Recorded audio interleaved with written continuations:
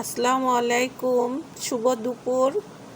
দুপুরে রান্না নিয়ে চলে আসছি। রান্নার প্রস্তুতি করছি। এই যে মৃগেল মাছ ভিজিয়ে রেখেছি, তরকারিগুলো কেটে নিলাম। মৃগেল মাছ দিয়ে, কচু দিয়ে, শসা দিয়ে রান্না করব, আর শসা ভাজি করব, উস্তে ভাজি করব। কে কী রান্না করছেন কমেন্ট বক্সে জানাবেন। আজকে আমাদের প্রাণপ্রিয় নবী হযরত মুহাম্মদ সাল্লাল্লাহু আলাইহি সাল্লাম জন্মগ্রহণ করেছিলেন এবং মৃত্যুবরণ করেছিলেন, ঈদে মিলাদুন নবী। এজন্য বেশি বেশি দরুদ শরীফ পড়ি।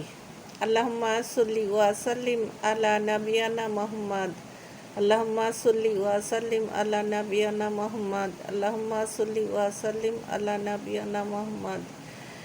এই ছোট দরুদ শরীফটা সবসময় পড়ি। দরুদ শরীফ আমরা যেখান থেকেই পড়ি না কেন, আমাদের প্রিয় নবী হযরত মুহাম্মদ সাল্লাল্লাহু আলাইহি সাল্লাম উনি শুনতে পান সেটা এবং উত্তর দেন। এজন্য আমাদের সবসময় দরুদ শরীফটা পড়া উচিত।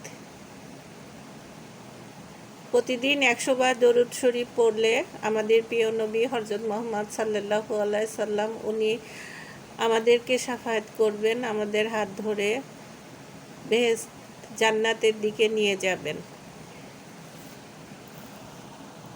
পৃথিবীর সব দরজা বন্ধ হয়ে গেলেও আল্লাহর দরজা কখনোই বন্ধ হয় না। গভীর রাতে যখন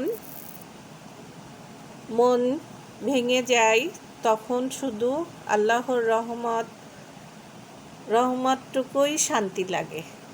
এই জন্য আমরা গভীর রাতে ঘুম ভেঙে গেলে ঘুম থেকে উঠে উজু করে তাহাজ্জুদ নামাজ 2 রাকাত 4 রাকাত যে যেরকম পারি ইনশাল্লাহ পড়লে অনেক অনেক অনেক শান্তি খুঁজে পাওয়া যাবে। পৃথিবীতে অশান্তি, মনের ভিতরে অশান্তিটা অনেক অংশেই কমে যাবে। যে মানুষ ব্যর্থতা থেকে শিক্ষা নেয়, সফলতা একদিন তার দরজায় কড়া নাড়বেই ইনশাল্লাহ। এই যে মাছগুলোকে যে কয়টা লাগবে সেই কয়টাকে আলাদা করে নিচ্ছি। যতটুকু রান্না করব ততটুকুই আলাদা করে নিচ্ছি, বাকিগুলো সব ফ্রিজে উঠিয়ে রাখবো অন্য দিন রান্না করার জন্য। সবাই ভালো থাকেন, সুস্থ থাকেন। আল্লাহ হাফেজ।